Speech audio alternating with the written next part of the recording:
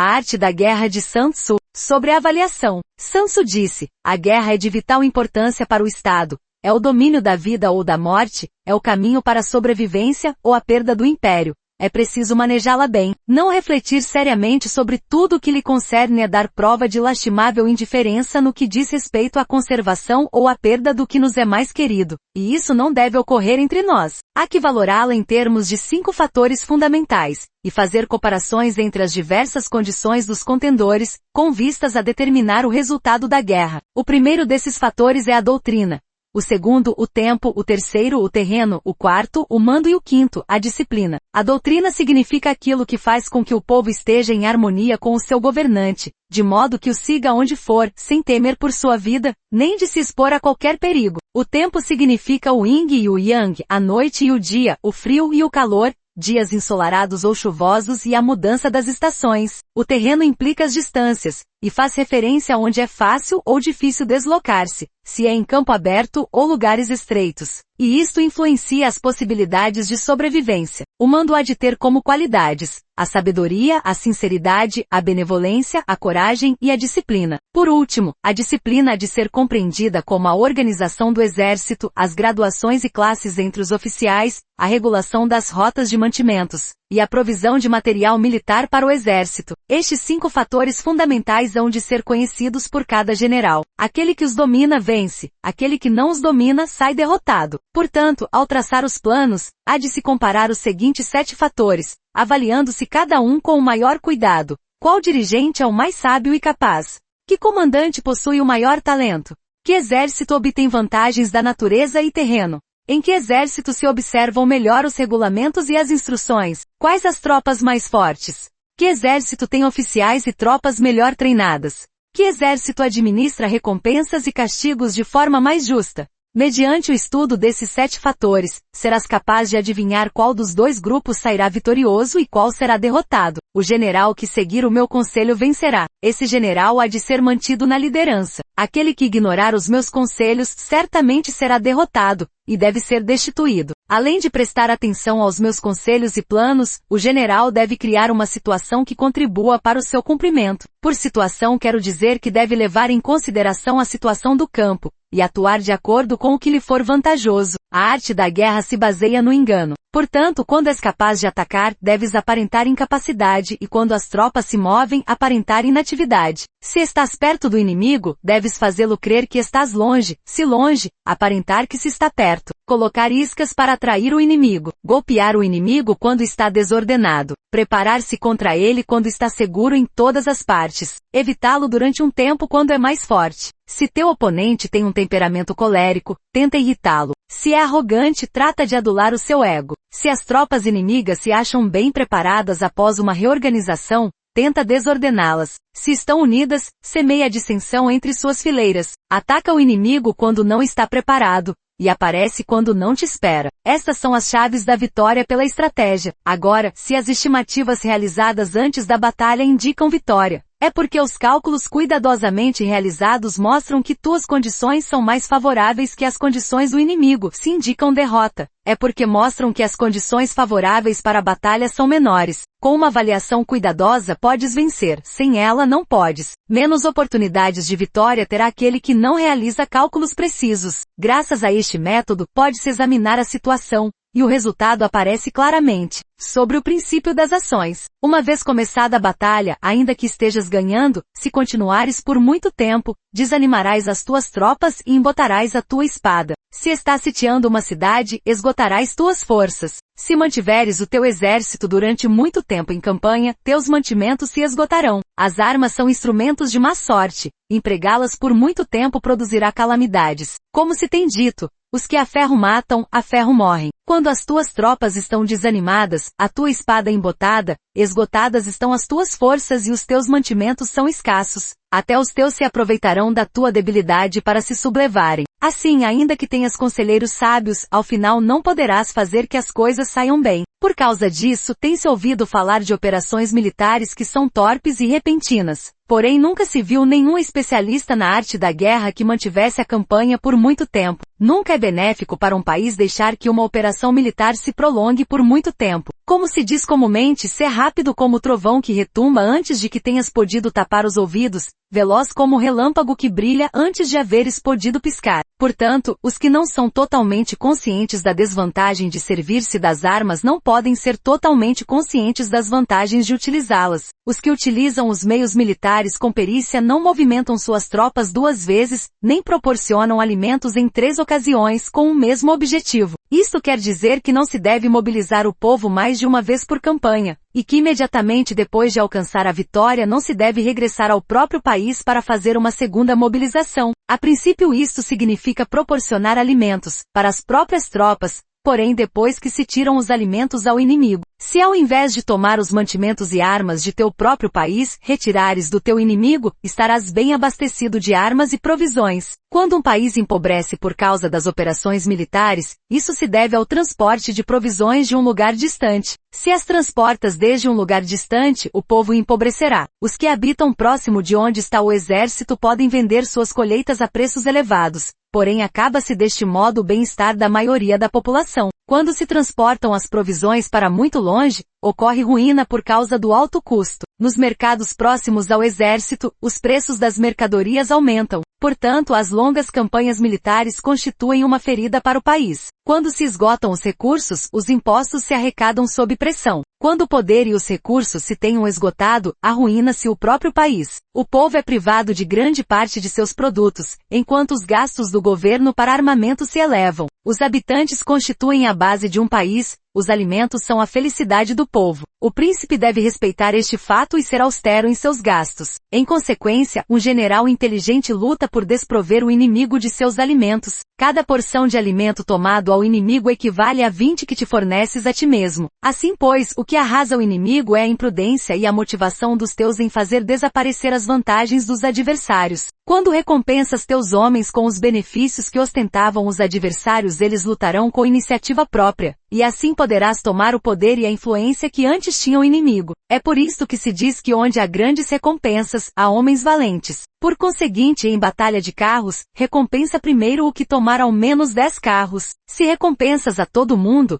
não haverá suficiente para todos. Assim pois, oferece uma recompensa a um soldado para animar a todos os demais. Troca suas cores, dos soldados inimigos feitos prisioneiros, utiliza-os misturados aos teus. Trata bem os soldados e presta-lhes atenção. Os soldados prisioneiros devem ser bem tratados, para conseguir que no futuro lutem para ti. A isto se chama vencer o adversário e incrementar por acréscimo as tuas próprias forças. Se utilizas o inimigo para derrotar o inimigo, serás poderoso em qualquer lugar aonde fores. Assim pois, o mais importante em uma operação militar é a vitória, e não a persistência. Esta última não é benéfica. Um exército é como fogo, se não o apagas, se consumirá por si mesmo. Portanto, sabemos que o que está à cabeça do exército está a cargo das vidas dos habitantes e da segurança da nação, sobre as proposições da vitória e a derrota. Como regra geral, é melhor conservar um inimigo intacto do que o destruir. Captura seus soldados para conquistá-los, e domina seus chefes. Um general dizia: pratica as artes marciais, calcula a força de teus adversários,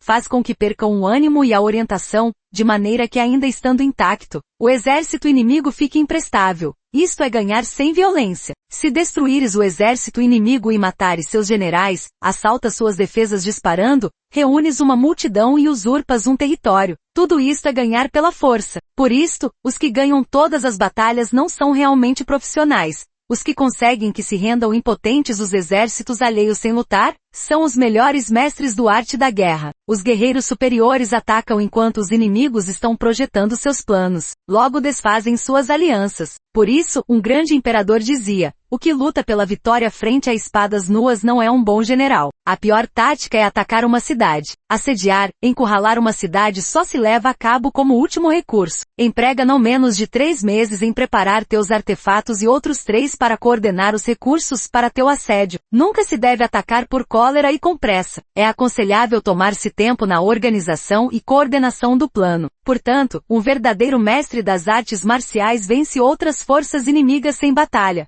Conquista outras cidades sem assediá-las e destrói outros exércitos sem empregar muito tempo. O mestre experiente nas artes marciais desfaz os planos dos inimigos, estropia suas relações e alianças, corta os mantimentos ou bloqueia seu caminho, vencendo mediante estas táticas sem necessidade de lutar. É imprescindível lutar contra todas as facções inimigas para obter uma vitória completa, de maneira que seu exército não fique aquartelado e o benefício seja total. Esta é a lei do assédio estratégico. A vitória completa se produz quando o exército não luta, a cidade não é assediada, a destruição não se prolonga durante muito tempo, e em cada caso o inimigo é vencido pelo emprego da estratégia. Assim, pois, a regra da utilização da força é a seguinte: se as tuas forças são 10 vezes superiores às do adversário, cerca-o; se são 5 vezes superiores, ataca-o; se são 2 vezes superiores, divide-o. Se tuas forças são iguais em número, luta se te é possível. Se tuas forças são inferiores, mantém-te continuamente em guarda, pois a menor falha te acarretaria as piores consequências. Trata de manter-te ao abrigo e evita o quanto possível um enfrentamento aberto com ele. A prudência e a firmeza de um pequeno número de pessoas podem chegar a cansar e a dominar até grandes exércitos. Este conselho se aplica nos casos em que todos os fatores são equivalentes.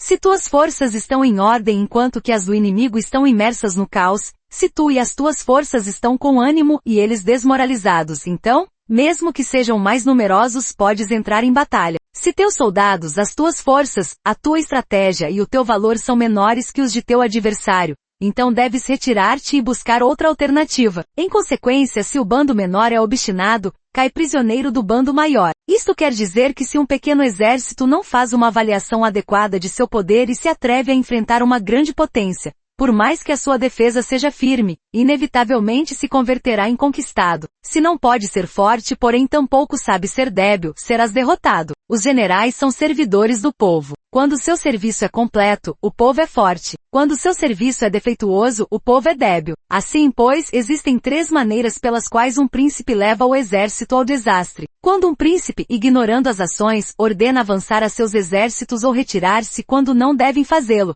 a isso se chama imobilizar o exército. Quando um príncipe ignora os assuntos militares, porém compartilha em pé de igualdade o mando do exército, os soldados acabam confusos. Quando o príncipe ignora como levar a cabo as manobras militares, porém compartilha por igual sua direção, os soldados estão vacilantes. Uma vez que os exércitos estão confusos e vacilantes, iniciam os problemas procedentes dos adversários. A isto se chama perder a vitória por transtornar o aspecto militar. Se tentas utilizar os métodos de um governo civil para dirigir uma operação militar, a operação será confusa. Triunfam aqueles que sabem quando lutar e quando esperar, sabem discernir quando utilizar muitas ou poucas tropas, possuem tropas cujas categorias têm o mesmo objetivo, enfrentam com preparativos os inimigos desprevenidos, têm generais competentes e não limitados por seus governos civis. Estas 5 são as maneiras de conhecer o futuro vencedor. Falar que o príncipe seja o que dá as ordens em tudo é como o general solicitar permissão ao príncipe para poder apagar um fogo. Quando for autorizado, já não restam senão cinzas. Se conheces os demais e te conheces a ti mesmo, nem em 100 batalhas correrás perigo. Se não conheces os demais, porém te conheces a ti mesmo, perderás uma batalha e ganharás outra. Se não conheces aos demais nem te conheces a ti mesmo, correrás perigo em cada batalha. Sobre a medida na disposição dos meios. Antigamente, os guerreiros especialistas se faziam a si mesmos invencíveis em primeiro lugar, e depois aguardavam para descobrir a vulnerabilidade de seus adversários. Fazer-te invencível significa conhecer-te a ti mesmo. Aguardar para descobrir a vulnerabilidade do adversário significa conhecer o outro. A invencibilidade está em ti mesmo, a vulnerabilidade no adversário. Por isto, os guerreiros especialistas podem ser invencíveis, porém não podem fazer que seus adversários sejam vulneráveis. Se os adversários não têm ordem de batalha sobre o que informar-se, nem negligências ou falhas das quais aproveitar-se, como os podes vencer ainda que estejam bem providos? Por isto é pelo que se disse que a vitória pode ser percebida, porém não fabricada. A invencibilidade é uma questão de defesa, a vulnerabilidade, uma questão de ataque. Enquanto não tenhas observado vulnerabilidades na ordem de batalha dos adversários, oculta tua própria formação de ataque, e prepara-te para ser invencível, com a finalidade de preservar-te. Quando os adversários têm ordens de batalha vulneráveis, é o momento de sair e atacá-los. A defesa é para tempos de escassez, o ataque para tempos de abundância. Os especialistas em defesa se escondem nas profundezas da terra. Os especialistas em manobras de ataque se escondem nas mais elevadas alturas do céu. Desta maneira podem proteger-se e lograr a vitória total em situações de defesa, cala as vozes e elimina os cheiros, escondidos como fantasmas e espíritos sob terra, invisíveis para todo mundo. Em situações de ataque, o teu movimento é rápido e o teu grito fulgurante, veloz como o trovão e o relâmpago, para que teus adversários não possam se preparar, mesmo que venham do céu. Prever a vitória quando qualquer um pode conhecer não constitui verdadeira destreza. Todos elogiam a vitória ganha em batalha, porém essa vitória não é realmente tão boa. Todos elogiam a vitória na batalha, porém o verdadeiramente desejável é poder ver o mundo do sutil e dar-se conta do mundo do oculto, até ao ponto de ser capaz de alcançar a vitória onde não exista forma. Não se requer muita força para levantar um cabelo. Não é necessário ter uma vista aguda para ver o sol e a lua, nem se necessita ter muito ouvido para escutar o retumbar do trovão. O que todos conhecem não se chama sabedoria. A vitória sobre os demais obtida por meio da batalha não se considera uma boa vitória. Antigamente os que eram conhecidos como bons guerreiros venciam quando era fácil vencer. Se só és capaz de assegurar a vitória depois de enfrentar um adversário em um conflito armado, essa vitória é uma dura vitória. Se fores capaz de ver o sutil e de perceberes o oculto, e rompendo antes da ordem de batalha, a vitória assim obtida é uma vitória fácil. Em consequência, as vitórias dos bons guerreiros se destacam por sua inteligência ou sua bravura. Assim, pois, as vitórias que se ganham em batalha não são devidas à sorte. Essas vitórias não são casualidades, senão que são devidas a ter se situado previamente em posição de poder ganhar com seguridade, impondo-se sobre os que já tinham perdido de antemão. A grande sabedoria não é algo óbvio, o mérito grande não se anuncia. Quando és capaz de ver o sutil, é fácil ganhar. Que tem isto que ver com a inteligência ou a bravura? Quando se resolvem os problemas antes que surjam, quem chama isto inteligência? Quando a vitória é sem batalha, quem fala de bravura? Assim, pois, os bons guerreiros tomam posição em um terreno no qual não podem perder, e não passam por alto as condições que fazem seu adversário inclinar-se à derrota. Em consequência, um exército vitorioso ganha primeiro e inicia a batalha depois. Um exército derrotado luta primeiro e tenta obter a vitória depois. Esta é a diferença entre os que têm estratégia e os que não têm planos. Os que utilizam boas armas cultivam o caminho e observam as leis. Assim podem governar prevalecendo sobre os corruptos. Servir-se da harmonia para desvanecer a oposição, não atacar um exército inocente, não fazer prisioneiros ou tomar saques por onde passa o exército, não cortar as árvores nem contaminar os poços, limpar e purificar os templos das cidades e montanhas do caminho que atravessas, não repetir os erros de uma civilização decadente. A tudo isso se chama o caminho e suas leis. Quando o exército está estritamente disciplinado, até ao ponto em que os soldados morreriam antes que desobedecer às ordens, e as recompensas e os castigos merecem confiança e estão bem estabelecidos, quando os chefes e oficiais são capazes de atuar desta forma, podem vencer a um príncipe inimigo corrupto. As regras militares são 5. Medição, avaliação, cálculo, comparação e vitória. O terreno dá lugar às medições, estas dão lugar às avaliações aos cálculos, estes às comparações, e as comparações dão lugar às vitórias. Mediante comparações das dimensões podes conhecer onde há vitória ou derrota. Em consequência, um exército vitorioso é como 1 quilo comparado a 1 grama. Um exército derrotado é como 1 grama comparado a 1 quilo. Quando o que ganha consegue que seu povo vá à batalha como se estivesse dirigindo uma grande corrente de água ao longo de um vale profundo, isto é uma questão de ordem de batalha. Quando a água se acumula em um vale profundo, ninguém pode medir a sua quantidade. O mesmo acontece quando a nossa defesa não mostra a sua forma. Quando se solta a água, ela se precipita para baixo como uma torrente, de maneira tão irresistível como o nosso próprio ataque. Sobre a firmeza, a força é a energia acumulada ou a que se percebe. Isto é muito mutável. Os especialistas são capazes de vencer o inimigo criando uma percepção favorável neles, e assim obter a vitória sem necessidade de exercer sua força. Governar sobre muitas pessoas como se fossem poucas é uma questão de dividi-las em grupos ou setores. É organização. Batalhar contra um grande número de tropas como se fossem poucas é uma questão de demonstrar força, símbolos e sinais. Refere-se a conseguir uma percepção de força e poder na oposição. No campo de batalha se refere às formações e bandeiras utilizadas para organizar as tropas e coordenar seus movimentos. Conseguir que o exército seja capaz de combater contra o adversário sem ser derrotado é uma questão de empregar métodos ortodoxos ou heterodoxos. A ortodoxia e a heterodoxia não são elementos fixos,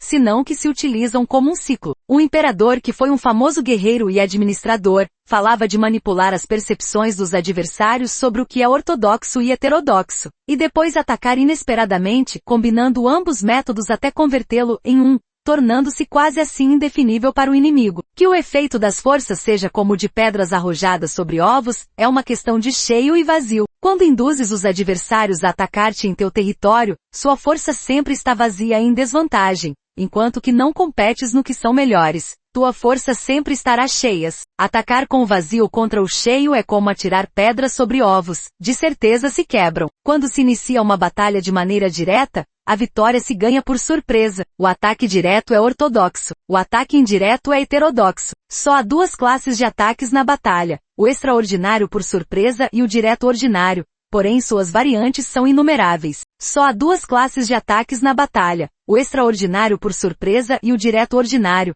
Porém suas variantes são inumeráveis. O ortodoxo e o heterodoxo se originam reciprocamente, como um círculo sem começo nem fim. Quem poderia esgotá-los?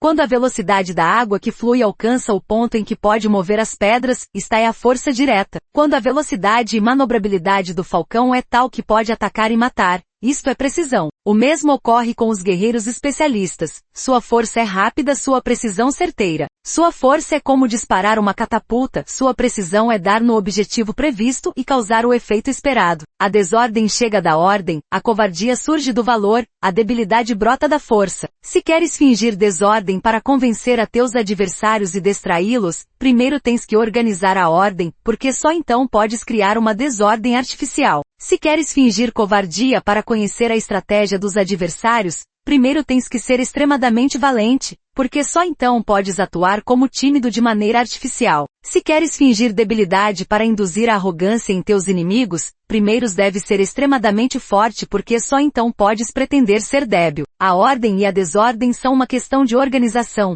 A covardia é uma questão de valentia e de ímpeto. A força e a debilidade são uma questão da formação na batalha. Quando um exército tem a força do ímpeto, percepção, inclusive o tímido se torna valente. Quando perde a força do ímpeto, inclusive o valente se converte em tímido. Nada está fixado nas leis da guerra. Estas se desenvolvem sobre a base do ímpeto. Com astúcia se pode antecipar e conseguir que os adversários se convençam a si mesmos como proceder e mover-se. Ajuda-os a caminhar pelo caminho que lhes traça. Faz mover-se os inimigos com a perspectiva do triunfo para que caiam na emboscada. Os bons guerreiros buscam a efetividade na batalha a partir da força do ímpeto, percepção, e não dependem só da força de seus soldados. São capazes de escolher a melhor gente, empregá-los adequadamente e deixar que a força do ímpeto logre seus objetivos. Quando há entusiasmo, convicção, ordem, organização, recursos, compromisso dos soldados, tens a força do ímpeto, e o tímido é valoroso. Assim é possível determines os soldados por suas capacidades, habilidades, e encomendar-lhes deveres e responsabilidades adequadas. O valente pode lutar, o cuidadoso pode fazer sentinela,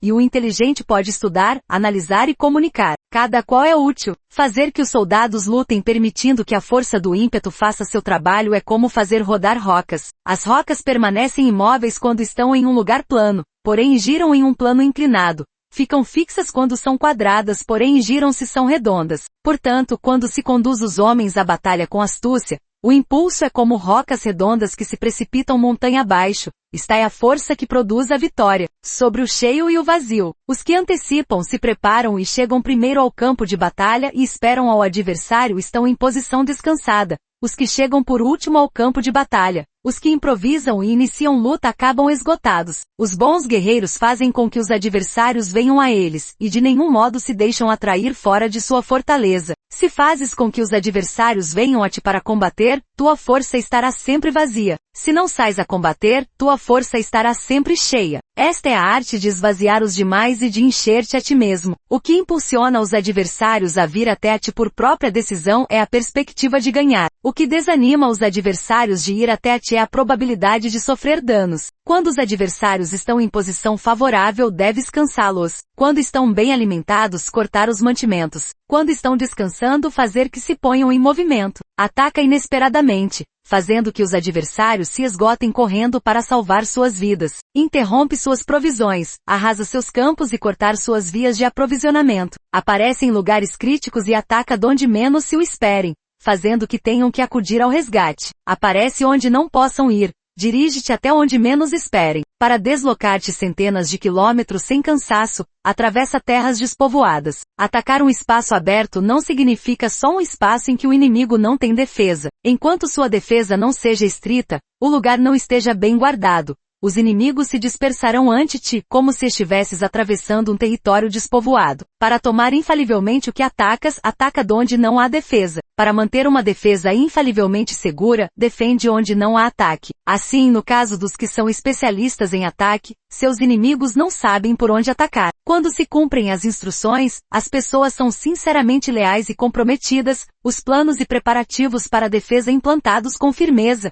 sendo tão sutil e reservado que não se revelam as estratégias de nenhuma forma, e os adversários se sentem inseguros, e sua inteligência não lhes serve para nada. Ser extremadamente sutil, discreto, até o ponto de não ter forma. Ser completamente misterioso e confidencial, até o ponto de ser silencioso. De esta maneira poderás dirigir o destino de teus adversários. Para avançar sem encontrar resistência, arremete por seus pontos débeis. Para retirar-te de maneira esquiva, se é mais rápido que eles. As situações militares se baseiam na velocidade. Chega como o vento, move-te como o relâmpago, e os adversários não poderão vencer-te. Portanto, quando queiras entrar em batalha, inclusive se o adversário está entrincheirado em posição defensiva, não poderá evitar lutar se atacas no lugar no que deve acudir irremediavelmente ao resgate. Quando não queiras entrar em batalha, inclusive se traças uma linha no terreno que queres conservar, o adversário não pode combater contigo porque lhe dás uma falsa pista. Isto significa que quando os adversários chegam para atacar-te, não lutas com eles, senão que estabeleces uma mudança estratégica para confundi-los e enchê-los de incertezas. Por conseguinte, quando induzes outros a efetuar uma formação, enquanto tu mesmo permaneces sem forma, estás concentrado, enquanto que teu adversário está dividido. Faz que os adversários vejam como extraordinário o que é ordinário para ti. Faz que vejam como ordinário o que é extraordinário para ti. Isto é induzir ao inimigo a efetuar uma formação. Uma vez vista a formação do adversário, concentras tuas tropas contra ele. Como tua formação não está à vista, o adversário dividirá seguramente suas forças. Quando estás concentrado formando uma só força, enquanto o inimigo está dividido em 10, estás atacando uma concentração de 1 contra 10. Assim tuas forças superam as suas. Se podes atacar a uns poucos soldados com muitos, desanimarás o número de teus adversários. Quando estás fortemente entrincheirado, estás forte atrás de boas barricadas, e não deixas filtrar nenhuma informação sobre tuas forças. Sai fora sem informação precisa. Ataca e conquista de maneira irrestrita. Não devem conhecer onde pensas liberar a batalha, porque quando não se conhece, o inimigo destaca muitos postos de vigilância, e no momento que se estabelecem numerosos postos só tens que combater contra pequenas unidades. Assim pois, quando sua vanguarda está preparada, sua retaguarda é defeituosa.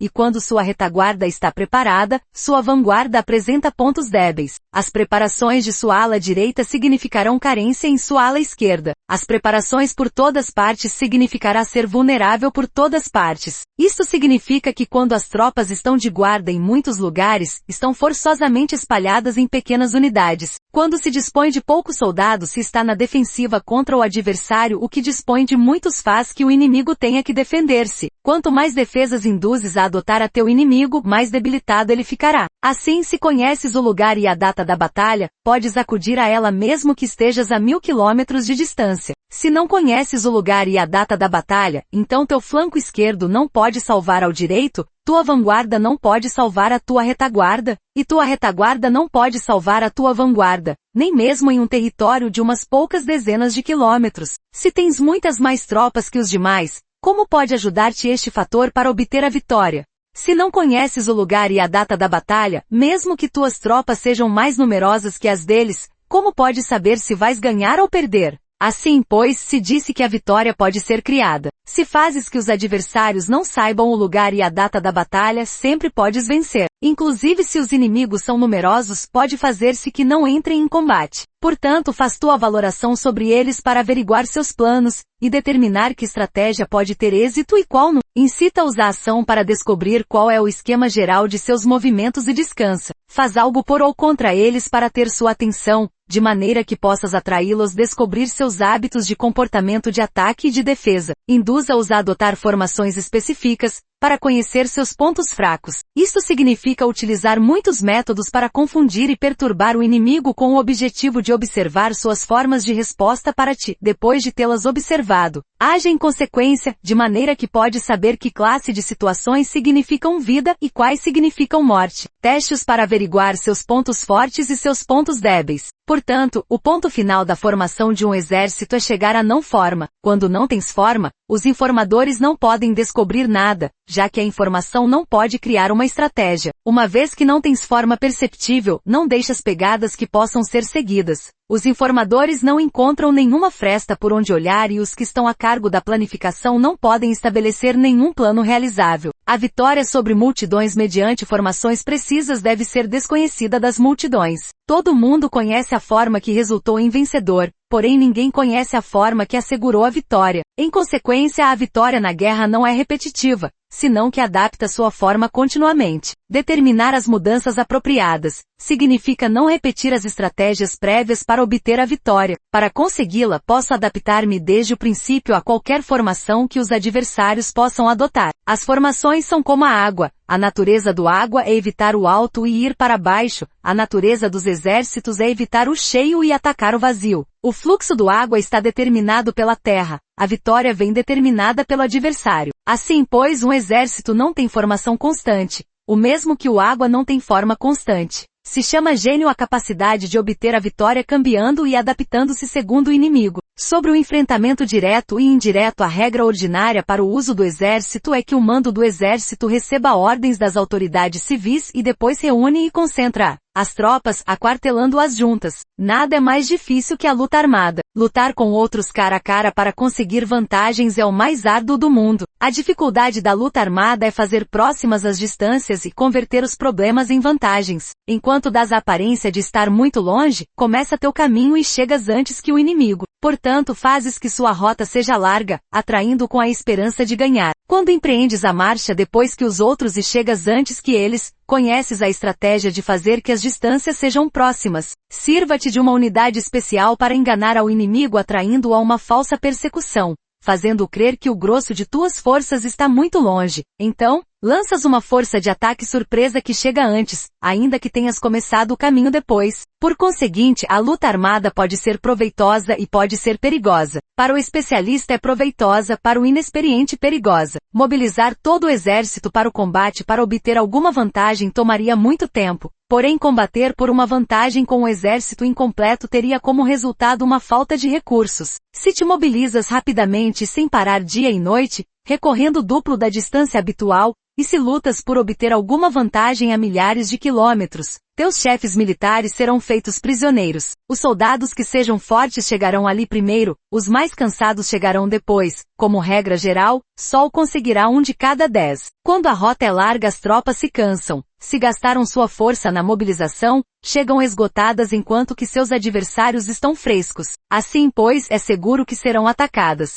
Combater por uma vantagem a 50 quilômetros de distância frustrará os planos do mando, e como regra geral, só a metade dos soldados o farão. Se combates para obter uma vantagem a 30 quilômetros de distância, só 2 de cada 3 soldados os recorrerão. Assim, pois, um exército perece se não está equipado, se não tem provisões ou se não tem dinheiro. Estas 3 coisas são necessárias: Não podes combater para ganhar com um exército não equipado ou sem provisões, o que o dinheiro facilita. Portanto, se ignoras os planos de teus rivais, não podes fazer alianças precisas, a menos que conheças as montanhas e os bosques, os desfiladeiros e os passos, e a condição dos pântanos. Não podes manobrar com uma força armada, a menos que utilizes guias locais. Não podes aproveitar-te das vantagens do terreno. Só quando conheces cada detalhe da condição do terreno podes manobrar e guerrear. Por conseguinte, uma força militar se usa segundo a estratégia prevista, se mobiliza mediante a esperança de recompensa, e se adapta mediante a divisão e a combinação. Uma força militar se estabelece mediante a estratégia no sentido de que distraias ao inimigo para que não possa conhecer qual é tua situação real e não possa impor sua supremacia. Se mobiliza mediante a esperança de recompensa, no sentido de que entra em ação quando vê a possibilidade de obter uma vantagem. Dividir e tornar a fazer combinações de tropas e fases para confundir ao adversário e observar como reage frente a ti. De esta maneira podes adaptar-te para obter a vitória. A regra geral das operações militares é desprover de alimentos ao inimigo tudo o que se possa. Por isto, quando uma força militar se move com rapidez é como o vento. Quando vai lentamente é como o bosque.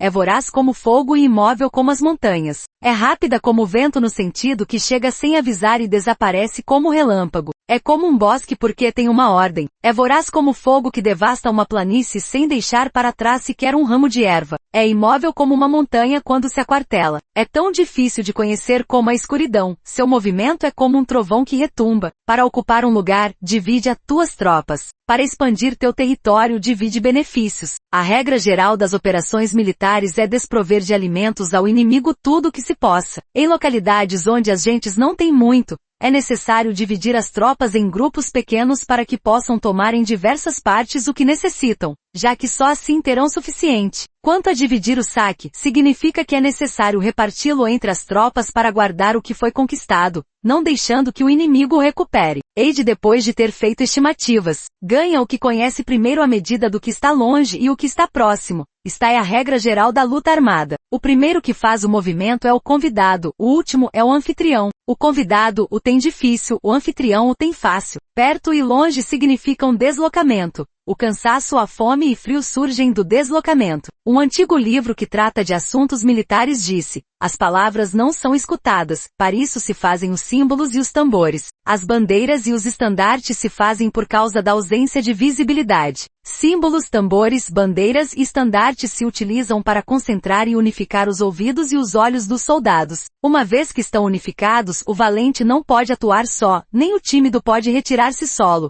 Esta é a regra geral do emprego de um grupo. Unificar os ouvidos e os olhos do soldado significa fazer que olhem e escutem em uníssono de maneira que não caiam na confusão e desordem. As sinais se utilizam para indicar direções e impedir que os indivíduos vão onde bem quiserem. Assim, pois, em batalhas noturnas, utiliza fogos e tambores, e em batalhas diurnas serve-te de bandeiras e estandartes, para controlar os ouvidos e os olhos dos soldados. Utiliza muitos sinais para confundir as percepções do inimigo e fazer-lhe temer teu temível poder militar. Desta forma, fazes desaparecer a energia de seus exércitos e desmoralizas a seus generais. Em primeiro lugar, deves ser capaz de manter-te firme em teu próprio coração. Só então podes desmoralizar aos generais inimigos. Por isto, a tradição afirma que os habitantes de outros tempos tinham a firmeza para desmoralizar, e a antiga lei dos que conduziam carros de combate dizia que quando a mente original é firme, a energia fresca é vitoriosa. Deste modo, a energia da manhã está cheia de ardor,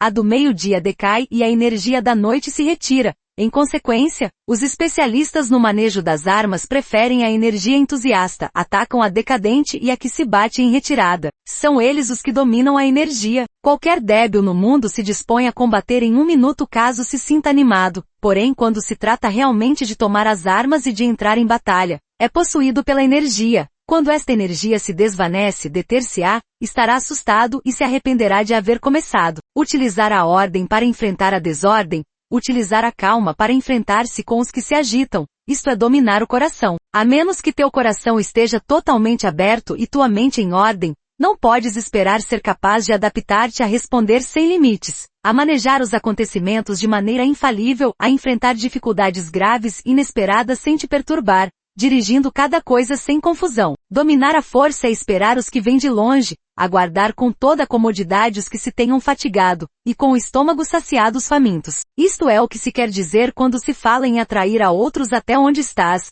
ao tempo que evita ser induzido a ir até onde eles estejam. Evitar a confrontação contra formações de combate bem ordenadas e não atacar grandes batalhões constitui o domínio da adaptação. Portanto, a regra geral das operações militares é não enfrentar uma grande montanha nem se opor ao inimigo de costas a esta. Isso significa que se os adversários estão em um terreno elevado, não deves atacá-los costa acima, e que quando efetuam uma carga costa abaixo, não deves fazer-lhes frente. Não persigas os inimigos quando fingem uma retirada, nem ataques tropas experientes. Se os adversários fogem de repente antes de esgotar sua energia, seguramente há emboscadas esperando para atacar tuas tropas. Neste caso, deves reter a teus oficiais para que não se lancem em sua perseguição. Não consumas a comida de seus soldados. Se o inimigo abandona de repente suas provisões, estas devem ser provadas antes de ser comidas, porque podem estar envenenadas. Não detenhas nenhum exército que esteja em caminho a seu país. Sob estas circunstâncias, um adversário lutará até a morte. Há que deixar-lhe uma saída a um exército cercado. Mostra-lhes uma maneira de salvar a vida para que não estejam dispostos a lutar até a morte, e assim poderás aproveitar para atacar-los. Não pressiones um inimigo desesperado. Um animal esgotado seguirá lutando, pois essa é a lei da natureza. Estas são as leis das operações militares. Sobre as 9 mudanças. No geral, as operações militares estão sob ordens do governante civil para dirigir ao exército. O general não deve erguer seu acampamento em terreno difícil. Deixa que se estabeleçam relações diplomáticas nas fronteiras. Não permaneças em um território árido nem isolado. Quando te achas em terreno fechado, prepara alguma estratégia e mova-te. Quando te achares em terreno mortal, luta. Terreno fechado significa que existem lugares escarpados que te rodeiam por todas partes, de maneira que o inimigo tem mobilidade, que pode chegar e ir-se com liberdade. Porém a ti é difícil sair e voltar. Cada rota deve ser estudada para que seja melhor. Há rotas que não deves usar, exércitos que não devem de ser atacados, cidades que não devem ser sitiadas, terrenos sobre os que não se deve combater, e ordens de governantes civis que não devem ser obedecidas. Em consequência, os generais que conhecem as variáveis possíveis para aproveitar-se do terreno sabem como manejar as forças armadas. Se os generais não sabem como adaptar-se de maneira vantajosa, mesmo que conheçam a condição do terreno, não podem aproveitar-se dele. Se estão ao mando de exércitos, porém ignoram as artes da total adaptabilidade, mesmo que conheçam o objetivo a lograr, não podem fazer que os soldados lutem por ele. Se és capaz de ajustar a campanha de modo que mude conforme ao ímpeto das forças, então a vantagem não muda, e os únicos que são prejudicados são os inimigos. Por esta razão, não existe uma estrutura permanente. Se podes compreender totalmente este princípio, podes fazer que os soldados atuem na melhor forma possível. Portanto, as considerações da pessoa inteligente sempre incluem o analisar objetivamente o benefício e o prejuízo. Quando considera o benefício, sua ação se expande. Quando considera o dano, seus problemas podem resolver-se. O benefício e o dano são interdependentes, e os sábios os têm em conta. Por isso, o que retira os adversários é o dano, o que os mantém ocupados é a ação, e o que lhes motiva é o benefício. Cansa os inimigos mantendo-os ocupados e não deixando-lhes respirar. Porém, antes lográ-lo, tens que realizar previamente teu próprio labor. Esse trabalho consiste em desenvolver um exército forte, um povo próspero, uma sociedade harmoniosa e uma maneira ordenada de viver. Assim, pois, a norma geral das operações militares consiste em não contar com que o inimigo não acuda, senão confiar em ter os meios de enfrentá-lo. Não contar com que o adversário não ataque, senão confiar em possuir o que não pode ser atacado. Se podes recordar sempre o perigo quando estás a salvo e o caos em tempos de ordem, permanece atento ao perigo e ao caos enquanto não tenham, todavia, forma, e evita-os antes de que se apresentem. Esta é a melhor estratégia de todas. Por isto, existem 5 riscos que são perigosos nos generais. Os que estão dispostos a morrer podem perder a vida. Os que querem preservar a vida podem ser feitos prisioneiros. Os que são dados a apaixonamentos irracionais podem ser ridicularizados. Os que são muito puritanos podem ser desonrados. Os que são compassivos podem ser perturbados. Se te apresentas em um lugar que com toda segurança os inimigos se precipitarão a defender, as pessoas compassivas se apressarão invariavelmente a resgatar seus habitantes. causando a si mesmas problemas e cansaço. Estes são 5 riscos que constituem defeitos nos generais e que são desastrosos para as operações militares. Os bons generais são diferentes. Comprometem-se até a morte, porém não se aferram à esperança de sobreviver. Atuam de acordo com os acontecimentos, em forma racional e realista sem deixar-se levar por as emoções nem estar sujeitos a ficar confusos. Quando vem uma boa oportunidade, são como tigres, em caso contrário cerram suas portas. Sua ação e sua não ação são questões de estratégia, e não podem ser agradados nem aborrecidos. Sobre a distribuição dos meios. As manobras militares são o resultado dos planos e estratégias na maneira mais vantajosa para ganhar. Determinam a mobilidade e eficiência das tropas. Se vais colocar teu exército em posição de observar ao inimigo, atravessa rápido as montanhas e vigia-os de um vale. Considera o efeito da luz e mantenha-te na posição mais elevada do vale. Quando combateres numa montanha, ataca de cima para baixo e não o contrário. Combate estando costa abaixo e nunca costa acima. Evita que a água dívida tuas forças. Afasta-te das condições desfavoráveis o quanto antes. Não enfrentes os inimigos dentro da água.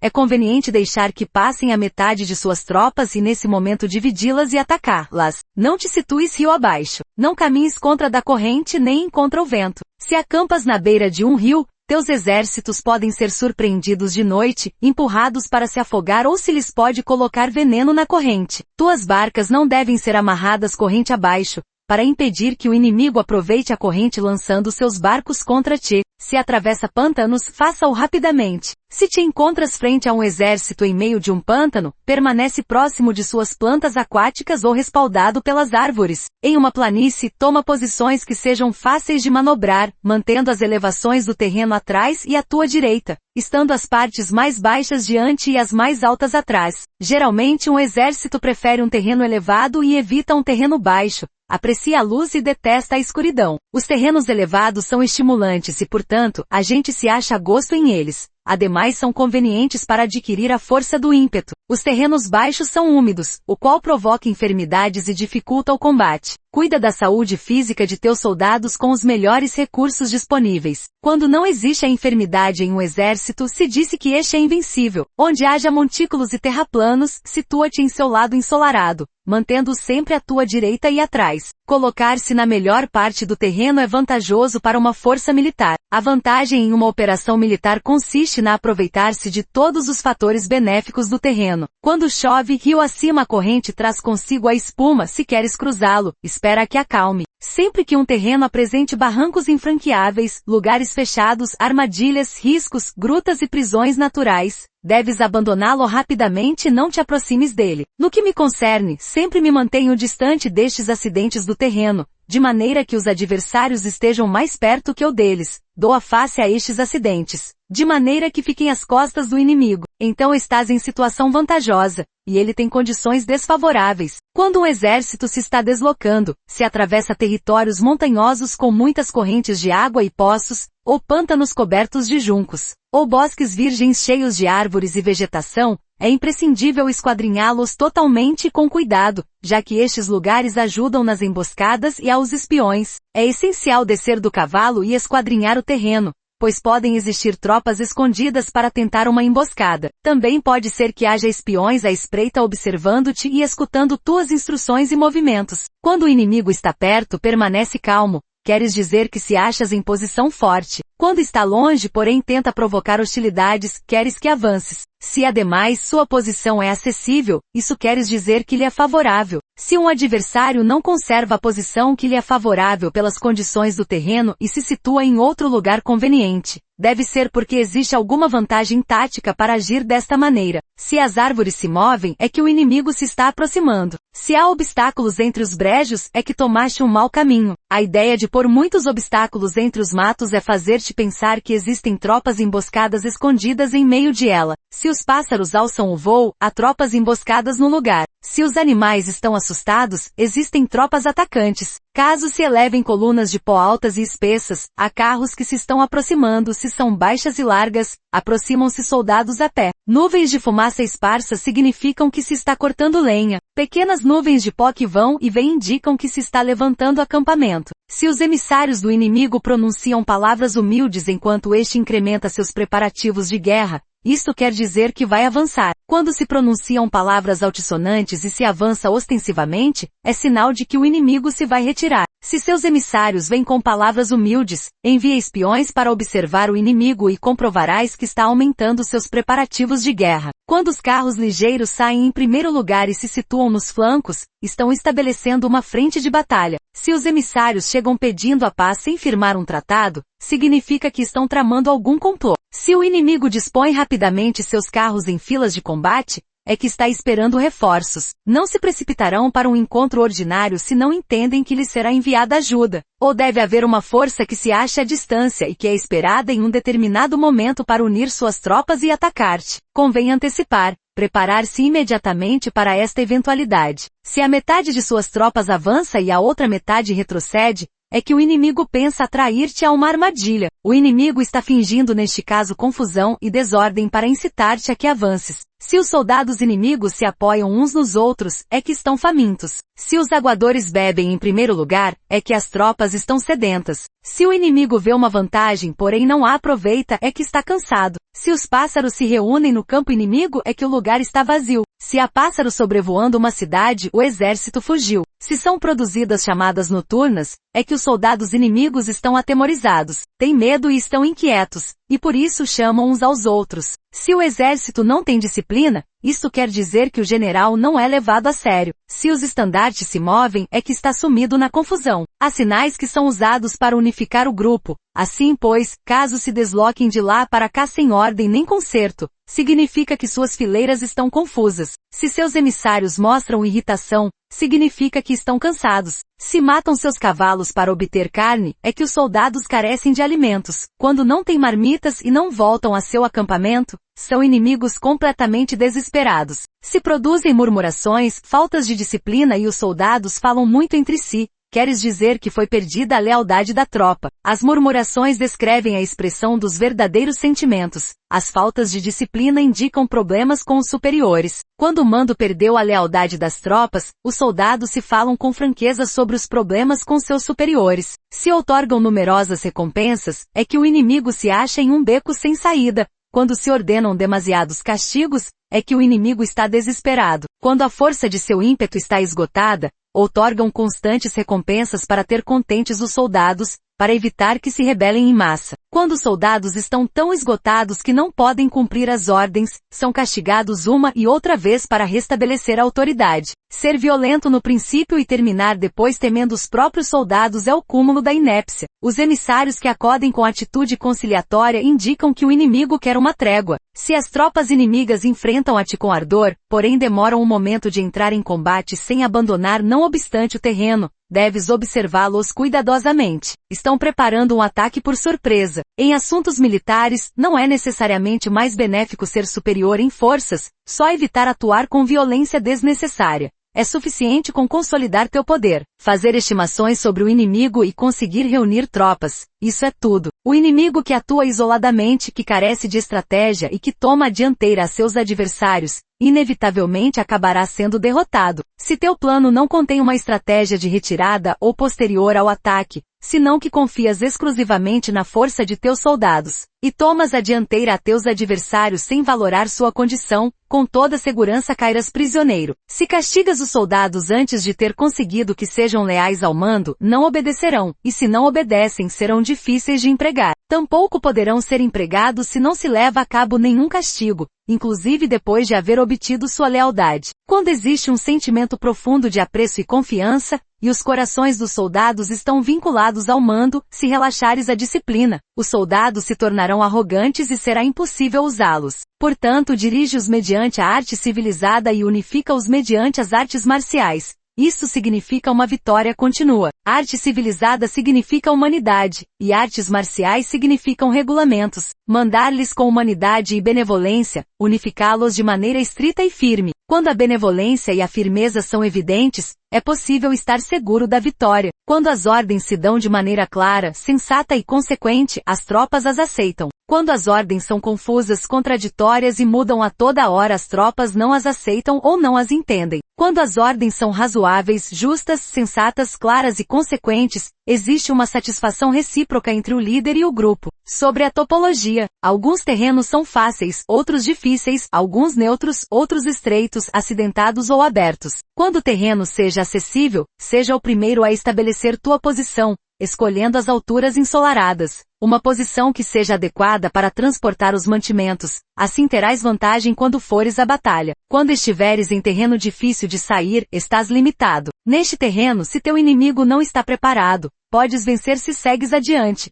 Porém, se o inimigo está preparado e segues adiante, terás muitas dificuldades para retornar de novo a ele, o que contará contra ti. Quando é um terreno desfavorável para ambos, disse que é um terreno neutro. Em um terreno neutro, inclusive se o adversário te oferece uma vantagem, não te aproveites de ela. Retira-te, induzindo a sair a metade das tropas inimigas, e então cai sobre ele aproveitando-te desta condição favorável. Em um terreno estreito, se és o primeiro a chegar, deves ocupá-lo totalmente e esperar o adversário. Se ele chega antes, não o persiga se bloqueia os desfiladeiros. Persiga-o só se não os bloqueia. Em terreno acidentado, se és o primeiro a chegar, deves ocupar seus pontos altos e ensolarados e esperar o adversário. Se este já os ocupou antes, retira-te e não o persigas. Em um terreno aberto, a força do ímpeto se encontra igualada, e é difícil provocar-lhe a combater de maneira desvantajosa para ele. Entender estas 6 classes de terreno é a responsabilidade principal do general, e é imprescindível considerá-los. Estas são as configurações do terreno. Os generais que as ignoram saem derrotados. Assim, pois, entre as tropas estão as que fogem, que se retraem, as que se derrubam, as que se rebelam e as que são derrotadas. Nenhuma destas circunstâncias constituem desastres naturais, senão que são devidas aos erros dos generais. As tropas que têm o mesmo ímpeto, porém que atacam em proporção de 1 contra 10, saem derrotadas. Os que têm tropas fortes, porém cujos oficiais são débeis, ficam retraídos. Os que têm soldados débeis ao mando de oficiais fortes, ver-se-ão em apuros. Quando os oficiais superiores estão encolerizados e são violentos, e enfrentam o inimigo por sua conta e por despeito, e quando os generais ignoram suas capacidades, o exército desmoronará. Como norma geral, para poder vencer ao inimigo, todo mando militar deve ter uma só intenção e todas as forças militares devem cooperar. Quando os generais são débeis e carecem de autoridade, quando as ordens não são claras, quando oficiais e soldados não têm solidez e as formações são anárquicas, produz-se revolta. Os generais derrotados são aqueles que são incapazes de analisar aos adversários, entram em combate com forças superiores em número ou melhor equipadas, e não selecionam as suas tropas segundo seus níveis de preparação. Se emprega soldados sem selecionar os preparados dos não preparados, os arrojados e os timoratos, estás buscando tua própria derrota. Estas são as 6 maneiras de ser derrotado. A compreensão de estas situações é a responsabilidade suprema dos generais e devem ser consideradas. A primeira é não equilibrar o número de forças. A segunda, a ausência de um sistema claro de recompensas e castigos. A terceira, a insuficiência de treinamento. A quarta é a paixão irracional. A quinta é a ineficácia da lei de ordem. E a sexta é a falha em não selecionar os soldados fortes e resolutos. A configuração do terreno pode ser apoio para o exército, para os chefes militares. O curso da ação adequada é avaliar o adversário para assegurar a vitória e calcular os riscos e as distâncias. Saem vencedores os que lideram batalhas conhecendo estes elementos. Saem derrotados os que lutam ignorando-os. Portanto, quando as leis da guerra assinalam uma vitória segura, é claramente apropriado começar batalha, inclusive se o governo tenha dado ordens de não atacar. Se as leis da guerra não indicam uma vitória segura, é adequado não entrar em batalha, mesmo que o governo tenha dado a ordem de atacar. Deste modo se avança sem pretender a glória, se ordena a retirada sem evitar a responsabilidade, com o único propósito de proteger a população e em benefício também do governo. Assim se presta um serviço valioso à nação. Avançar e retirar-se contra das ordens do governo não se faz em interesse pessoal, senão para salvaguardar as vidas da população e no autêntico benefício do governo. Servidores de este talhe são muito úteis para um povo. Olha por teus soldados como olhas a um recém-nascido. Assim estarão dispostos a seguir-te até os vales mais profundos. Cuida de teus soldados como cuidas de teus queridos filhos, e morrerão gostosamente contigo. Porém, se és tão amável com eles que não os podes utilizar, se és tão indulgente que não lhes podes dar ordens, tão informal que não podes discipliná-los. Teus soldados serão como crianças mimadas e, portanto, imprestáveis. As recompensas não devem ser usadas sós, nem deve confiar-se somente nos castigos. Caso contrário, as tropas, como crianças mimadas, se acostumam a desfrutar ou a ficar ressentidas por tudo. Isto é danoso e os torna imprestáveis. Se sabes que teus soldados são capazes de atacar, porém ignora se o inimigo é invulnerável a um ataque, tem só a metade de possibilidades de ganhar. Se sabes que teu inimigo é vulnerável a um ataque, porém ignora se teus soldados são capazes de atacar, só tens a metade de possibilidades de ganhar. Se sabes que o inimigo é vulnerável a um ataque, e teus soldados podem levá-lo a cabo,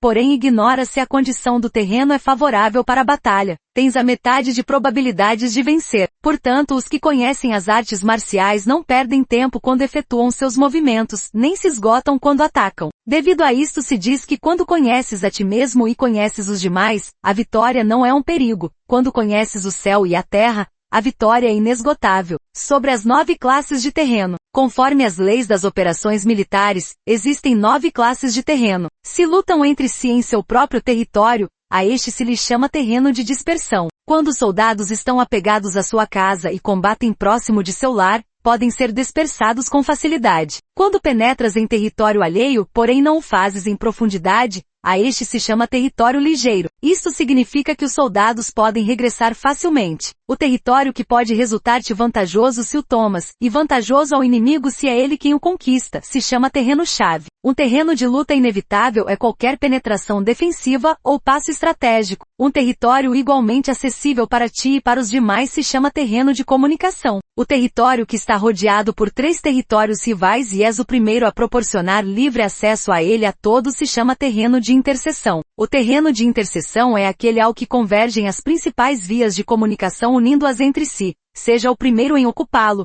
e os demais terão que pôr-se a teu lado. Se o obtens, te encontras seguro, se o perdes, corres perigo. Quando penetras em profundidade em um território estranho, e deixas atrás muitas cidades e povos, a este terreno se chama difícil. É um terreno do qual é difícil regressar. Quando atravessas montanhas com bosques, desfiladeiros abruptos ou outros acidentes difíceis de atravessar, a isto se chama terreno desfavorável. Quando o acesso é estreito e a saída é tortuosa, de maneira que uma pequena unidade inimiga pode atacar-te, mesmo que tuas tropas sejam mais numerosas, a este se chama terreno cercado. Se és capaz de uma grande adaptação, podes atravessar este território. Se só podes sobreviver em um território lutando com rapidez, e se é fácil morrer se não o fazes, a este se chama terreno mortal. As tropas que se encontram em um terreno mortal estão na mesma situação que se encontrassem numa barca que afunda ou em uma casa ardendo. Assim, pois, não combatas em um terreno de dispersão, não te detenhas em um terreno ligeiro, não ataques em um terreno-chave,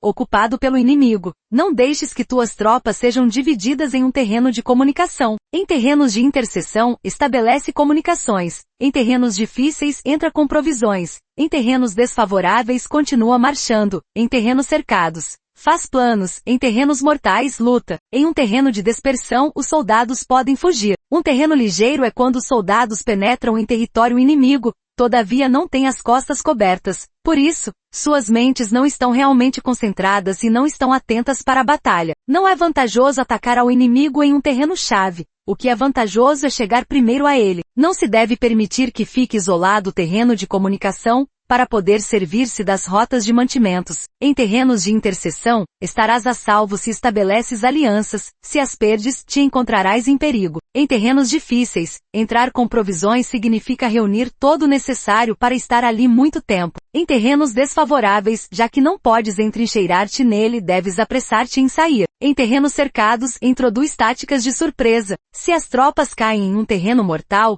todos lutarão de maneira espontânea. Por isso se disse, situa as tropas em um terreno mortal e sobreviverão. Os que eram antes considerados como especialistas na arte da guerra eram capazes de fazer que o inimigo perdesse contato entre sua vanguarda e sua retaguarda, a confiança entre as grandes e as pequenas unidades, o interesse recíproco pelo bem-estar dos diferentes linhas, o apoio mútuo entre governantes e governados, o alistamento de soldados e a coerência de seus exércitos. Estes especialistas entravam em ação quando lhes era vantajoso, e se retraíam em caso contrário. Introduziam mudanças para confundir ao inimigo, atacando-os aqui e ali, aterrorizando-os e semeando entre eles a confusão. de tal maneira que não lhes davam tempo para fazer planos. Poder-se-ia perguntar como enfrentar forças inimigas numerosas e bem organizadas que se dirigem até a ti. A resposta é dar-lhes em primeiro lugar algo que apreciem, e depois te escutarão. A rapidez de ação é o fator essencial da condição da força militar, aproveitando-se dos erros dos adversários, desviando-os por caminhos que não esperam e atacando quando não estão em guarda. Isso significa que para aproveitar-se da falta de preparação, de visão e de cautela dos adversários, é necessário atuar com rapidez e que se vacilas, esses erros não te servirão de nada. Numa invasão, por regra geral, quanto mais se adentram os invasores no território estranho, mais fortes se fazem, até o ponto de que o governo nativo não pode expulsá-los. Escolhe campos férteis, e as tropas terão suficiente para comer. Cuida de sua saúde e evita o cansaço, consolida sua energia, aumenta sua força. Que os movimentos de tuas tropas e a preparação de teus planos sejam insondáveis. Consolida a energia mais entusiasta de tuas tropas, economiza as forças restantes, mantém em segredo tuas formações e teus planos, permanecendo insondável para os inimigos,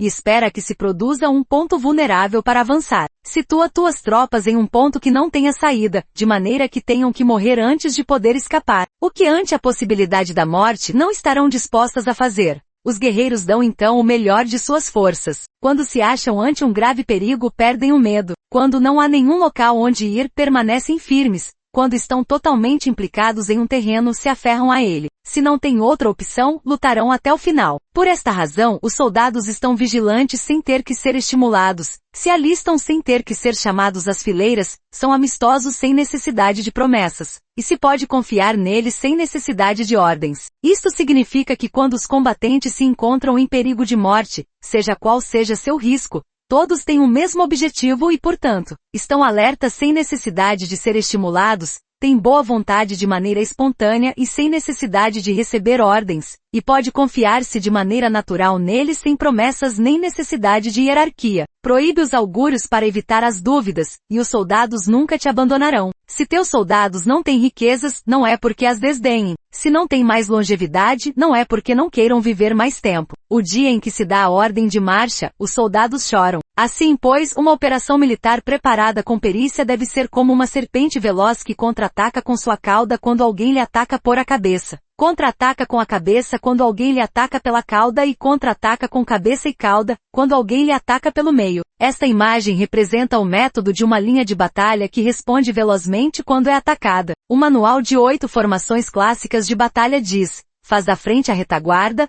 faz da retaguarda à frente, com 4 cabeças e 8 caudas. Faz que a cabeça esteja em todas partes, e quando o inimigo arremete pelo centro, cabeça e cola acudirão ao resgate. Pode perguntar-se a questão de se é possível fazer que uma força militar seja como uma serpente rápida. A resposta é afirmativa. Inclusive as pessoas que se têm antipatia se encontrarão no mesmo barco, se ajudarão entre si em caso de perigo de sussobrar. É a força da situação que faz que isto suceda. Por isto, não basta depositar a confiança em cavalos atados e rodas fixas. Se atam os cavalos para formar uma linha de combate estável, e se fixam as rodas para fazer que os carros não se possam mover. Porém, ainda assim, isso não é suficientemente seguro nem se pode confiar nisso. É necessário permitir que haja variantes às mudanças que se fazem, pondo os soldados em situações mortais, de maneira que combatam de forma espontânea e se ajudem entre si, cotovelo com cotovelo. Este é o caminho da segurança e da obtenção de uma vitória certa. A melhor organização é fazer que se expresse o valor e mantê-lo constante. Ter êxito tanto com tropas débeis como com tropas aguerridas se baseia na configuração das circunstâncias.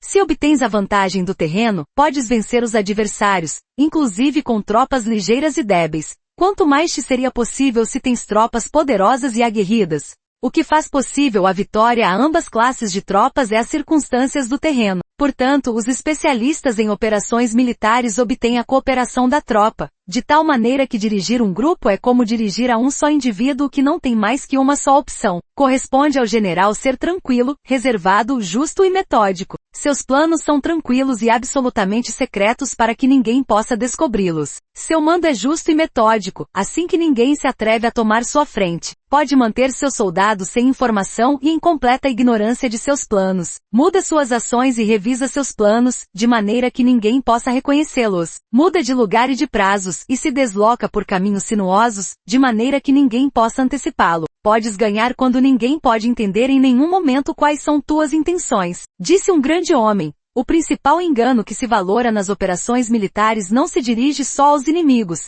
senão o que começa em suas próprias tropas, para fazer que te sigam sem saber aonde vão. Quando um general fixa uma meta às suas tropas, é como que sobe a um lugar elevado e depois retira a escada. Quando um general se adentra muito no interior do território inimigo, está pondo à prova todo o seu potencial. Pode queimar as naves das suas tropas e destruir suas casas. Assim as conduz como um rebanho e todos ignoram até onde se encaminham. Incumbe os generais reunir aos exércitos e pô-los em situações perigosas. Também devem examinar as adaptações aos diferentes terrenos, as vantagens de concentrar-se ou dispersar-se, e as pautas dos sentimentos e situações humanas. Quando se fala de vantagens e de desvantagens da concentração e da dispersão, se quer dizer que as pautas dos comportamentos humanos mudam segundo os diferentes tipos de terreno. A norma geral dos invasores é unir-se quando estão no coração do território inimigo, porém tendem a se dispersar quando estão nas orlas fronteiriças. Quando deixas teu território e atravessas a fronteira em uma operação militar, te achas em terreno isolado. Quando é acessível desde todos os pontos, é um terreno de comunicação. Quando te adentras em profundidade, estás em um terreno difícil. Quando penetras pouco, estás em um terreno ligeiro. Quando as tuas costas se acham em espessuras infranqueáveis e diante passagens estreitas, estás em um terreno cercado. Quando não há nenhum local donde ir, se trata de um terreno mortal. Assim, pois, em um terreno de dispersão, unifica as mentes dos soldados. Em terreno ligeiro as mantém em contato. Em um terreno chave, apressa-as para tomá-lo. Em um terreno de interseção, presta atenção à defesa. Em um terreno de comunicação, estabeleceria sólidas alianças. Em um terreno difícil, assegura mantimentos continuados. Em terreno desfavorável, apressa tuas tropas a sair rapidamente dele. Em terreno cercado, cerra as entradas. Em terreno mortal, indica a tuas tropas que não existe nenhuma possibilidade de sobreviver. Por isto, a psicologia dos soldados consiste em resistir quando se veem rodeados, lutar quando não se pode evitar, e obedecer em casos extremos, até que os soldados não se vejam rodeados, não têm a determinação de resistir ao inimigo até alcançar a vitória. Quando estão desesperados, apresentam uma defesa unificada. Por isso, os que ignoram os planos inimigos não podem preparar alianças. Os que ignoram as circunstâncias do terreno não podem fazer manobrar suas forças. Os que não utilizam guias locais não podem aproveitar-se do terreno. Os militares de um governo eficaz devem conhecer todos estes fatores. Quando o exército de um governo eficaz ataca um grande território, o povo não se pode unir. Quando seu poder supera os adversários, é impossível fazer alianças. Se podes averiguar os planos de teus adversários, aproveita-te do terreno e faz manobrar o inimigo de maneira que se encontre indefeso. Neste caso, nem sequer um grande território pode reunir suficientes tropas para deter-te. Portanto, se não lutas por obter alianças, não aumentas o poder de nenhum país, porém estendes tua influência pessoal ameaçando os adversários. Tudo isso faz com que o país e as cidades inimigas sejam vulneráveis. Outorga recompensas que não estejam reguladas e dá ordens incomuns. Considera a vantagem de outorgar recompensas que não tenham precedentes. Observa como o inimigo faz promessas sem ter em conta os códigos estabelecidos. Maneja as tropas como se fossem uma só pessoa. Emprega-as em tarefas reais, porém não lhes fale. Motiva-as com recompensas, porém não comente os possíveis prejuízos. Emprega teus soldados só em combater, sem comunicar-lhes tua estratégia. Deixe-os conhecer os benefícios que os esperam, porém não lhes fales dos danos potenciais. Se a verdade se filtra, tua estratégia pode afundar. Se os soldados começam a preocupar-se, tornar-se-ão vacilantes e temerosos. Coloque-os em uma situação de possível extermínio, e então lutarão para viver. Ponha-os em perigo de morte, e então sobreviverão. Quando as tropas afrontam perigos, são capazes de lutar para obter a vitória. Assim, pois, a tarefa de uma operação militar é fingir acomodar-se às intenções do inimigo. Se te concentras totalmente nisso, podes matar seu general mesmo que estejas a quilômetros de distância. A isto se chama cumprir o objetivo com perícia. No princípio acomodas as suas intenções, depois matas a seus generais, está aí a perícia no cumprimento do objetivo. Assim, o dia em que se declara a guerra, se cerram as fronteiras,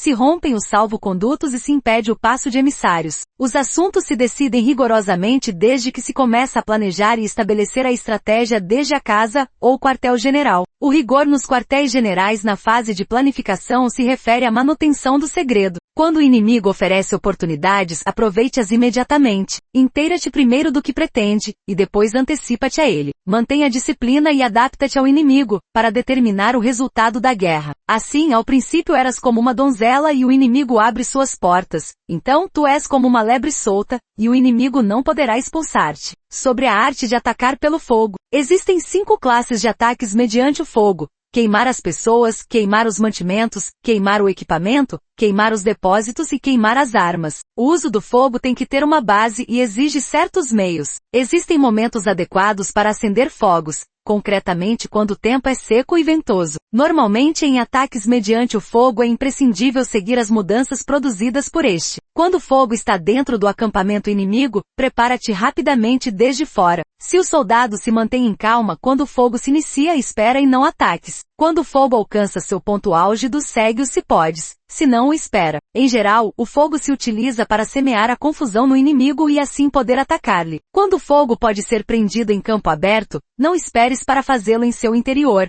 Faça-o quando seja oportuno. Quando o fogo for atiçado pelo vento, não ataques em direção contrária a ele. Não é eficaz lutar contra o ímpeto do fogo, porque o inimigo lutará neste caso até a morte. Se soprou vento durante o dia, à noite amainará. Um vento diurno cessará ao anoitecer. Um vento noturno cessará ao amanhecer. Os exércitos devem saber que existem variantes das 5 classes de ataques mediante o fogo, e adaptar-se a estas de maneira racional. Não basta saber como atacar os demais com fogo, é necessário saber como impedir que os demais te ataquem a ti. Assim, pois, a utilização do fogo para apoiar um ataque significa claridade. E a utilização da água para apoiar um ataque significa força. A água pode cortar a comunicação, porém não pode arrasar. A água pode ser usada para dividir um exército inimigo, de maneira que sua força se desuna e a tua se fortaleça. Ganhar combatendo ou levar a cabo um assédio vitorioso sem recompensar aos que tenham méritos traz má fortuna e se faz merecedor de ser chamado avaro. Por isso se disse que um governo esclarecido tem em conta que um bom mando militar recompensa o mérito. Não mobiliza suas tropas quando não há vantagens que obter. Não atuam quando não há nada que ganhar, nem lutam quando não existe perigo. As armas são instrumentos de mau augúrio, e a guerra é um assunto perigoso. É indispensável impedir uma derrota desastrosa e, portanto, não vale a pena mobilizar um exército por razões insignificantes. As armas só devem ser usadas quando não existe outro remédio. Um governo não deve mobilizar um exército por ira, e os chefes militares não devem provocar a guerra por cólera. Atua quando seja benéfico, em caso contrário desiste. A ira pode converter-se na alegria e a cólera pode converter-se em prazer, porém um povo destruído não pode renascer. E a morte não pode converter-se em vida. Em consequência, um governo esclarecido presta atenção a tudo isto, e um bom mando militar o tem em conta. Esta é a maneira de manter a nação a salvo e de conservar intacto a seu exército. Sobre o uso de espiões, uma operação militar significa um grande esforço para o povo, e a guerra pode durar muitos anos para obter uma vitória de um dia. Assim, pois, falar em conhecer a situação dos adversários para economizar nos gastos para investigar e estudar a oposição é extremadamente inumano, e não é típico de um bom chefe militar, de um conselheiro de governo, nem de um governante vitorioso. Portanto, o que possibilita um governo inteligente e um mando militar sábio vencer os demais e lograr triunfos extraordinários com essa informação essencial. A informação prévia não se pode obter de fantasmas nem espíritos, nem se pode ter por analogia, nem descobrir mediante cálculos. Deve-se obter de pessoas que conheçam a situação do adversário. Existem 5 classes de espiões: o nativo, o interno, o duplo agente, o liquidável e o flutuante. Quando todos estão ativos, ninguém conhece suas rotas. A isto se lhe chama gênio organizativo, e se aplica ao governante. Os espiões nativos se contratam entre os habitantes de uma localidade. Espiões internos se contratam entre os funcionários inimigos. Os agentes duplos se contratam entre os espiões inimigos. Os espiões liquidáveis transmitem falsos dados aos espiões inimigos. Os espiões flutuantes voltam para trazer informes entre os funcionários do regime inimigo. Se acham aqueles com os quais se pode estabelecer contato e os que se pode subornar para averiguar a situação de seu país e descobrir qualquer plano que se trame contra ti. Também podem ser utilizados para criar desavenças e desarmonia. Em consequência, ninguém nas Forças Armadas é tratado com tanta familiaridade como os espiões, nem ninguém recebe recompensas tão grandes como a eles. Nem há assunto mais secreto que a espionagem. Se não se trata bem, os espiões podem converter-se em renegados e trabalhar para o inimigo. Não se podem utilizar aos espiões sem sagacidade e conhecimento.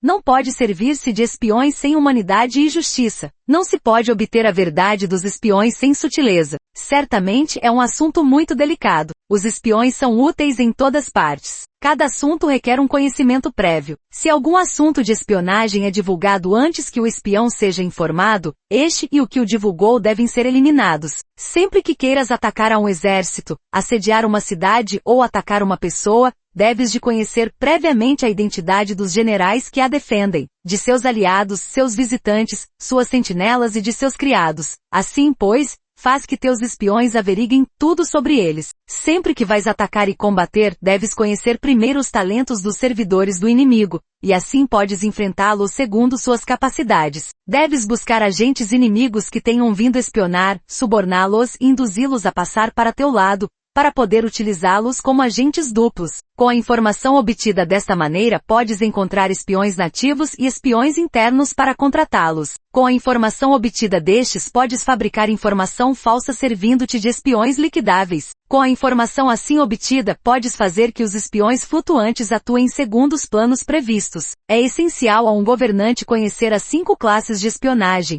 e este conhecimento depende dos agentes duplos. Assim, estes devem ser bem tratados. Assim, só um governante brilhante ou um general sábio que possa utilizar os mais inteligentes para a espionagem pode estar seguro da vitória. A espionagem é essencial para as operações militares, e os exércitos dependem dela para levar a cabo suas ações. Não será vantajoso para o exército atuar sem conhecer a situação do inimigo, e conhecer a situação do inimigo não é possível sem a espionagem. Princípios da arte da guerra. Todas as espécies de conflitos são formas de guerra. 1. Se você não conhece o inimigo nem a si mesmo, perderá todas as batalhas. 2. A arte da guerra é uma questão de vida ou morte, um caminho para a segurança como para a ruína. Em nenhuma circunstância deve ser negligenciada. 3. O mérito supremo consiste em quebrar a resistência do inimigo sem lutar. A glória suprema é quebrar a resistência do inimigo sem lutar. 4. Apenas gostar ou usar muito de palavras não basta, é preciso saber transformá-las em atos e ação. 5.